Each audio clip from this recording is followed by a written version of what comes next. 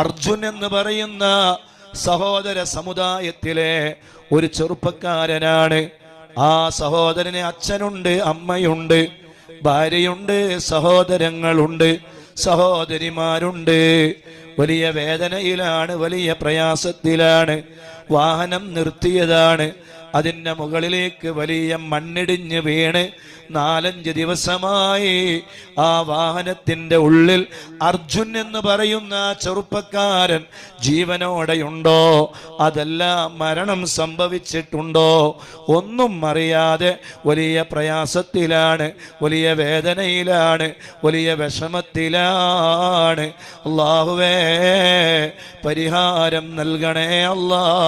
ആ കുടുംബത്തിൻ്റെ വേദനക്ക് നീ പരിഹാരം നൽകണേ റഹ്മാനെ. എത്രയും പെട്ടെന്ന് അതിനൊരു പരിഹാരം റബ്ബായ നീ നൽകണേ അല്ലാ, നീ നൽകണേ അല്ലാ, നീ നൽകണേ അല്ലാ. അല്ലാഹുവേ, ഞങ്ങളിൽ നിന്ന് മണ്ണിടിച്ചിലിൽ കാണാതെയായ അർജുൻ എന്ന കൂട്ടുകാരനെ കുറിച്ചിട്ടുള്ള വിവരം പടച്ചവ റബ്ബേ, ഒരു ആപത്തും കൂടാതെ നീ എത്തിക്കണേ അല്ലാ, നീ എത്തിക്കണേ അല്ലാ. ആ രക്ഷാപ്രവർത്തനം നീ വിജയിപ്പിക്കണേ അല്ലാ.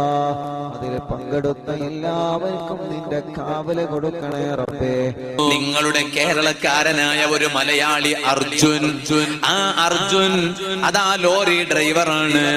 ആ അർജുനിനെ എത്ര ആലിമീങ്ങളാ ദുആ ചെയ്തത്, എത്ര പ്രഭാഷകന്മാരാ ദുആ ചെയ്തത്, പ്രാർത്ഥിച്ചത്.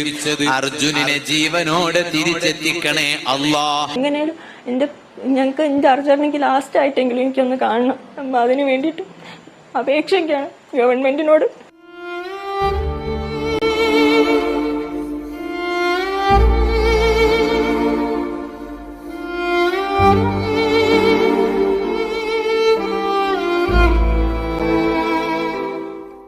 അസ്സലാമു അലൈക്കും, welcome back to Visal media. ഞാൻ ഫക്രുദ്ദീൻ പന്താവൂർ.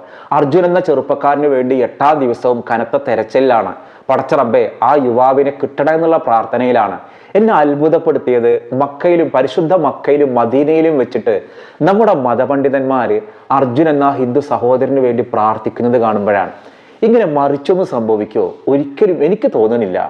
പരിശുദ്ധ മക്കയിൽ വെച്ചിട്ട് വിശുദ്ധ കഅബയുടെ മുന്നിൽ വെച്ച് പ്രാർത്ഥിക്കാം അർജുൻ എന്ന ചെറുപ്പക്കാരനെ കിട്ടാൻ വേണ്ടിയിട്ട്, അവൻ്റെ അമ്മക്ക് മകനെ കിട്ടാൻ വേണ്ടി, അവൻ്റെ ഏക മകന് തൻ്റെ പിതാവിനെ കിട്ടാൻ വേണ്ടി, ആ ഭാര്യക്ക് തൻ്റെ പ്രിയതമനെ ലഭിക്കാൻ വേണ്ടിയിട്ട്, ആ അച്ഛന് പൊന്നു മോനെ കിട്ടാൻ വേണ്ടിയിട്ട് പരിശുദ്ധ മക്കയിൽ നിന്ന്, മദീനയിൽ നിന്നൊക്കെ പ്രാർത്ഥിക്കുന്ന പ്രാർത്ഥന നമ്മുടെ ഉസ്താദുമാരെ നേതൃത്വം കൊടുക്കുന്നത്. ഞാൻ ഇന്നലെ ഒരു വീഡിയോ ഇട്ടിരുന്ന ഒരു ഉസ്താദിൻ്റെ വീഡിയോ, അതിൻ്റെ അടിയിൽ കമൻ്റായിട്ട് വന്നതാണ് ഒരുപാട് ഉസ്താദുമാര് അവരുടെ സ്വലാത്ത് മജ്ലിസുകളിൽ, എന്താ പറയുക, ഒരുപാട് മജ്ലിസുകളിൽ അറിവ് നിലാവിൻ്റെ ഉസ്താദ്, കുറേ ഉസ്താദുമാരുണ്ട്, നൂറെ ഹബീബ് തങ്ങൾ, ഇതൊക്കെ നമുക്ക് യോജിപ്പോ വിയോജിപ്പൊക്കെ ഉള്ള ആളുകളാവാം. പക്ഷെ ഈ ഉസ്താദുമാരൊക്കെ അവരുടെ പ്രാർത്ഥനാവേദികളിൽ ഈ അർജുന് വേണ്ടി പ്രാർത്ഥിക്കുമ്പോൾ അതിൽ നൽകുന്ന ഒരു സന്ദേശം വളരെ വലുതാണ്. കാരണം ഇത് പറയാൻ കാരണം, ഈ ഒരു അർജുന് പകരം ഒരു നൗഷാദ് ആയിക്കോട്ടെ, കാണാതായത് ഒരു നൗഷാദാണെന്നും സങ്കല്പിച്ച് നോക്കുക. എന്തായിരിക്കും സ്ഥിതി? ഒരുപാട് ആത്മീയ പ്രഭാഷണങ്ങൾ നടത്തുന്ന ഇതര സമുദായത്തിലെ ആത്മീയ ആചാര്യന്മാരുണ്ടല്ലോ, അവരുടെയൊക്കെ പ്രഭാഷണങ്ങളിൽ ഈ നൗഷാദിന് വേണ്ടി ഒരു ദുആ, ഒരു പ്രാർത്ഥന നടത്തുമോ? എനിക്ക് തോന്നുന്നില്ല. പണ്ട് നൗഷാദ് മാൻഹോളിൽ വീണിട്ട് അവൻ അതിൽ മരണപ്പെട്ടു പോയി, ഷഹീദായി. ആ മരണപ്പെട്ടവന്റെ ആശ്രിതർക്ക് ഒരു ജോലി കൊടുത്തപ്പോൾ അതിനെതിരെ ശബ്ദിച്ച ആളുകളായിരുന്നു നമ്മുടെ നാട്ടിൽ ഉണ്ടായിരുന്ന ആളുകൾ. അതൊരു മുസ്ലിമിന് വേണ്ടി ജോലി കൊടുക്കുന്നൊക്കെയാണ് അന്ന് SNDPയുടെ വെള്ളാപ്പള്ളി നടേശനൊക്കെ അതിക്രൂരമായ വർഗീയത പറഞ്ഞത്. ഇപ്പുറത്തെ അർജുനായപ്പോൾ ആ അർജുൻ്റെ ജാതി നോക്കുന്നില്ല, മതം നോക്കുന്നില്ല, കോഴിക്കോട്ടുകാരനാണ്. അവർക്ക് വേണ്ടിയിട്ട് ആയത്തിൽ കുറിച്ച് നേർച്ചാക്കിയേക്കാൾ ഒരുമ്മ, അവർക്ക് വേണ്ടിയിട്ട് നേർച്ചകൾ നേരെ സുന്നത്ത് നോമ്പുകൾ നോക്കി കിട്ടാൻ വേണ്ടിയിട്ട്. ഈ അർജുൻ ആരാണ്? ഇവരുടെ ആരുമല്ല. വീഡിയോകളിലും വാർത്തകളിലും കണ്ടൊരു മനുഷ്യൻ. ആ ഒരു വീട്ടുകാർ അമ്മയൊക്കെ വളരെ നിരാശയോടെ സംസാരിക്കുന്നത്. ഇപ്പം ഈ കഴിഞ്ഞ ദിവസങ്ങളിലൊക്കെ പരിശോധന നടത്തിയിട്ട് കരയിലില്ല എന്നാണ് സൈന്യം പറയുന്നത്. ഇപ്പൊ ദാ പുഴയിലൂടെ ഇത് 40 ടൺ ഭാരമുള്ള മരക്കഷ്ണങ്ങളായിട്ട് കയറ്റി വരുന്ന വലിയ ടാങ്കർ, ഒരു ലോറിയാണിത്. ഈ ലോറിയാണ് ഈ അപകടത്തിൽപ്പെട്ടിട്ടുള്ളത്. അത് പുഴയിലേക്ക് ഒലിച്ചു പോയി എന്നൊക്കെ പറയുന്നത്. അങ്ങനെയാണെങ്കിൽ അതിൻ്റെ മരത്തടികളൊക്കെ പുഴയിലൂടെ ഒലിച്ചു പോകുന്നത് കാണണ്ടേന്ന് അതിൻ്റെ ലോറി ഉടമ മനാഫ് ചോദിച്ചിരുന്നു, കോട്ടക്കൽക്കാരൻ. അതിൻ്റെ മരത്തടികൾ ഒലിച്ചു പോകുന്ന വീഡിയോ ദൃശ്യങ്ങൾ ലഭ്യമായിട്ടുണ്ട്. ഇപ്പം ഇന്ന് പുഴയിലാണ് പരിശോധന നടത്തുന്നത്. പടച്ചറബ് ആ ഒരു വീട്ടുകാരുടെ ഒരു മാനസികാവസ്ഥ അലിച്ചു നോക്കൂ. എന്തൊരു തീരുമാനമാവണമല്ലോ, ജീവനോടെ എങ്കിൽ ജീവനോടെ, അല്ലെങ്കിൽ മറിച്ചാണെങ്കിലും ഒന്ന് കണ്ടു കിട്ടിക്കഴിയുന്നത് വരെ വല്ലാത്തൊരു ആശങ്കയാണ്. അപ്പോൾ ഇതൊരു ഭയങ്കര സന്തോഷത്തിൻ്റെ ഒരു നിമിഷമാണ്. കാരണം ഇത്രയും മതപണ്ഡിതന്മാർ ഈ അർജുന് വേണ്ടി ദുആ ചെയ്യുക. അതിലും ചില കുരുട്ട് ആളുകളുണ്ട്. അതായത് ഈ എന്താ പറയുക, ഈ ഒരു വഹാബികൾ എന്നൊക്കെ എനിക്ക് അറിഞ്ഞുകൂടാ വഹാബികളാണോ എന്നുള്ളത്. നിങ്ങൾക്ക് മടവൂർ ഷെയ്ഖിനെ വിളിച്ചൂടെ, മടവൂർ ഷെയ്ഖിന്റെ കറാമത്തുകൊണ്ട് കണ്ടെത്തിക്കൂടെ എന്ന് ചോദിക്കുന്ന ആളുകൾ. നിങ്ങളുടെ ദൈവത്തിന് ഇത്ര വലിയ കഴിവുണ്ടെങ്കിൽ എന്താണ് ദൈവം അതിനെ കൊണ്ടുവരാത്തത്? വിശ്വാസികളൊക്കെ ജാതി മത ഭേദമന്യേ പ്രാർത്ഥനയോടെ കാത്തിരിക്കുമ്പോഴാണ് ഇത്തരം യുക്തിവാദികളായ ആളുകളുടെ ഇത്തരം വൃത്തികെട്ട കമന്റുകളും ഉണ്ടാവുന്നത്. അപ്പൊ ഞാൻ ആ ഉസ്താദുമാരുടെ പേരുകളൊക്കെ ഞാനൊന്ന് വായിക്കാം. ഞാനത് എഴുതിയെടുത്തിച്ചു കേട്ടോ. ഈ ഉസ്താദുമാരൊക്കെ ഇവർക്ക് വേണ്ടി ദുആ ചെയ്തിട്ടുണ്ട് എന്നുള്ളത്. നൂറെ ഹബീബിന്റെ ഉസ്താദ്, അതേപോലെ കൊടക്കാട് തങ്ങൾ, എനിക്ക് അറിഞ്ഞൂടെ അവരെയൊന്നും. അറിവിൻ നിലാവിന്റെ സഫുവാൻ സഖാഫി മക്കത്ത് നിന്നും ഇവിടുന്നൊക്കെ ദുആ ചെയ്തിരുന്നു.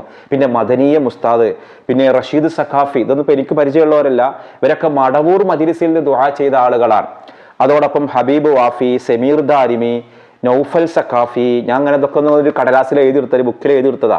അതുകൊണ്ട് അറിയണമല്ലോ. കാരണം എനിക്ക് ഇതിലൊക്കെ അഭിമാനമുണ്ട്. ഇങ്ങനെയുള്ള ആളുകളുടെ ഇത്രയും ഉസ്താദുമാരൊക്കെ ഇവരൊന്നും ഈ ഭൂലോകത്ത് എന്ത് നടന്നാലും വെറും പ്രാർത്ഥനകളായിട്ട് കഴിഞ്ഞുകൂടുന്ന ആളുകളായിരിക്കും. എന്നാലും അവർക്കൊക്കെ പ്രാർത്ഥിക്കാൻ വേണ്ടിയിട്ട് തോന്നിയല്ലോ, സന്തോഷം. നൗഫൽ സഖാഫി, സിറാജുദ്ദീൻ ഖാസിം ഉസ്താദ്, റാസ വ്ളോഗ്, മൂപ്പരെ എനിക്കറിയാന്ന് പറഞ്ഞാൽ ഞാൻ കണ്ടതാണ്. പിന്നെ അർഷാദ് ബദരി ഉസ്താദ്, കടക്കൽ ഷെഫീഖ് ബദരി, ആ ഉസ്താദിന്റെ പ്രഭാഷണമാണ്, ഈ പ്രാർത്ഥനയാണ് നമ്മൾ ഇന്നലെ വീഡിയോയിൽ പറഞ്ഞത്. അതേപോലെ ബദറുദ്ദീൻ തീരം, ബദറിൻ തീരം, പിന്നെ നൂർ അജ്മീർ, പിന്നെ കൻസുൽ ജന്ന ഉസ്താദ് മക്കത്ത് നിന്ന് ദുആയിരുന്നു എന്ന് പറയുന്നു. അതേപോലെ ഷാഫി ഫൈസി, പിന്നെ കുമ്മന നിസാമുദ്ദീൻ, ഇങ്ങനെ ഒരുപാട് പണ്ഡിതന്മാര് അവരുടെ ലൈവ് മജ്ലിസുകളിലൊക്കെ ഈ അർജുന് വേണ്ടി ദുആ ചെയ്തു എന്ന് കേൾക്കുമ്പോൾ മക്കത്തുനിന്നും മദീനത്തുനിന്നൊക്കെ ദ്വാരക്കുക എന്ന് പറഞ്ഞാൽ മറിച്ച് ഉണ്ടാവൂല. അത് മറിച്ച് അങ്ങനെ ഒരു ഞാൻ പറഞ്ഞല്ലോ, ഒരു നൗഷാദിനാണ് ഇങ്ങനെ ഉണ്ടെങ്കിൽ നൗഷാദ് എന്തിനു പോയി? അതിൽ ശരിക്കും മരത്തടി തന്നെ ആയിരുന്നോ? കർണാടകയിൽ മറ്റെന്തെങ്കിലും വിധ്വംസക പ്രവർത്തനത്തിനാണോ? പൊട്ടിത്തെറി കേട്ടല്ലോ. ഈ ആദി കഥകളും എനിയായിരുന്നു. ഇതിപ്പോ ഒരു അർജുൻ ആയതുകൊണ്ട് കഥകളൊന്നും ഇല്ല, കണ്ടെത്താൻ വേണ്ടി എല്ലാവരും ഒന്നിക്കാണ്. പിന്നെ ഇതിന്റെ പിന്നിലൊക്കെ വേറെ പൊളിറ്റിക്കൽ ഐഡിയകളൊക്കെ ഉണ്ട് കേട്ടോ. കാരണം ആ ഒരു മലമ്പ്രദേശം നമ്മൾ വിചാരിക്കണം, ഒരു പടക്കം പൊട്ടുന്നതും അണുബോംബ് പൊട്ടണം പോലെ വ്യത്യാസങ്ങളുണ്ട്. നമ്മൾ വിചാരിച്ച മലയിടിച്ചിലും അവിടെ നടന്നതും. കാരണം ആ മല ഒന്നാകെ ഇടിഞ്ഞു വീണിക്കാണ്. 1, 2, 3 ദിവസങ്ങൾ അവർക്ക് അടുക്കാൻ പറ്റാത്ത രീതിയിൽ എന്താ പറയാ, മഴയും കാലാവസ്ഥ പ്രതികൂലമായിരുന്നു. പിന്നെ കർണാടകയുടെ കയ്യിൽ ചില അലംഭാവങ്ങളുണ്ട്. നമ്മുടെ ഈ ചാനലുകളിലും മാധ്യമങ്ങളിലും വരണ പോലെയൊന്നും അല്ല ശരിക്കും സത്യാവസ്ഥമായ കാര്യങ്ങൾ.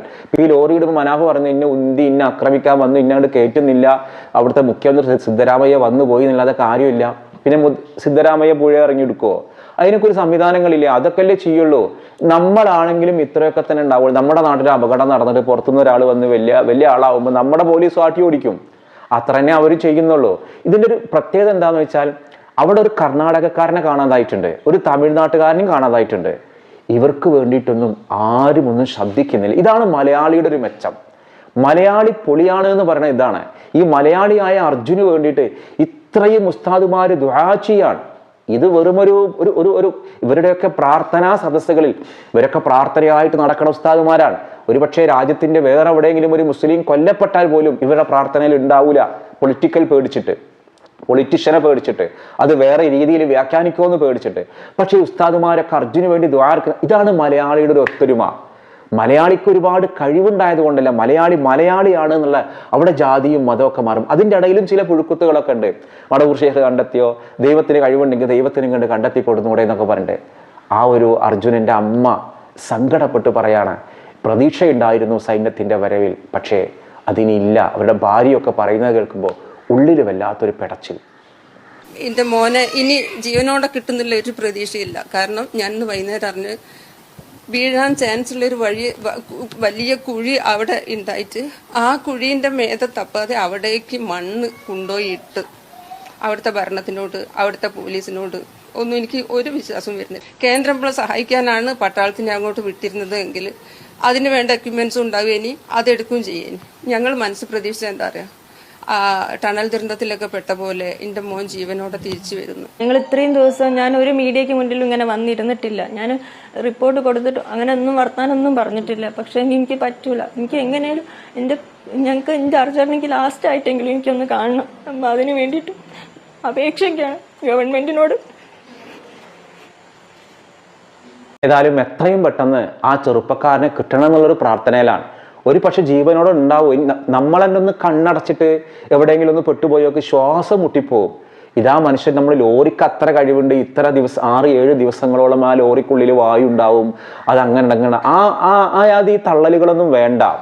മറിച്ച് നമ്മുടെ പ്രാർത്ഥനയിൽ ഉണ്ടാവുക.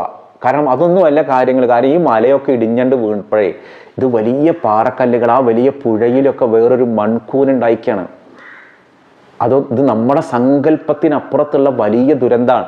പ്രകൃതിയെ തകർത്തുകൊണ്ടുണ്ടാക്കിയ റോഡാണ് എന്നുള്ളതാണ് പ്രധാനപ്പെട്ട ഒരു കാര്യം.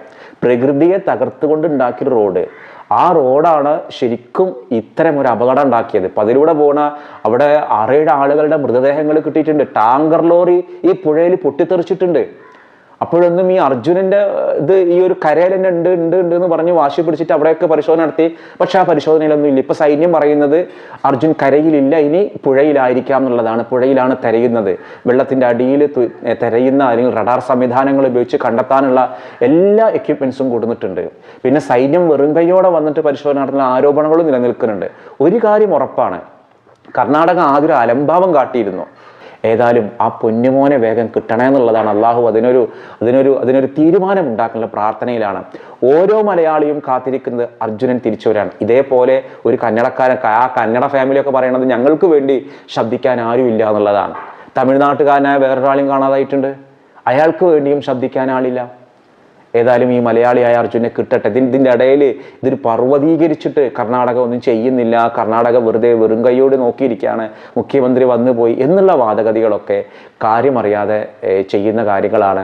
ഏതായാലും അള്ളാഹു ആ അർജുനൻ്റെ ജീവിതത്തിലേക്ക് തിരിച്ചു വരുന്നൊരു അത്ഭുതം നടക്കണേ എന്നുള്ള ആഗ്രഹമാണ്. ഒരുപക്ഷെ നമ്മുടെ വീഡിയോ പബ്ലിഷ് ചെയ്യുമ്പോഴേക്കും കിട്ടട്ടെ എന്നുള്ള പ്രാർത്ഥനയിലാണ്. അപ്പം ഇൻഷാ അല്ലാഹ് നമ്മൾ ഇന്ന് ചോദിക്കുന്ന ഒരു ചോദ്യം, ഇന്നലത്തെ ചോദ്യത്തിന് എല്ലാവരും കൃത്യമായ ആൻസർ എഴുതി. ആ ഒരു മല ഇടിഞ്ഞിട്ടൊരു പുഴയിലേക്കൊക്കെ വീണു, ഇപ്പോൾ ഈ ലോറി തിരയുന്നത് പുഴയിലാന്നൊക്കെ പറഞ്ഞു. ആ പുഴയുടെ പേരെന്താണ് എന്നതാണ് ചോദ്യം. ഉത്തരം നിങ്ങൾ കമൻറ്റ് ചെയ്യണം. മറ്റൊരു ദിവസം മറ്റൊരു വീഡിയോയുമായി വീണ്ടും കാണാം. അസ്സലാമു അലൈക്കും.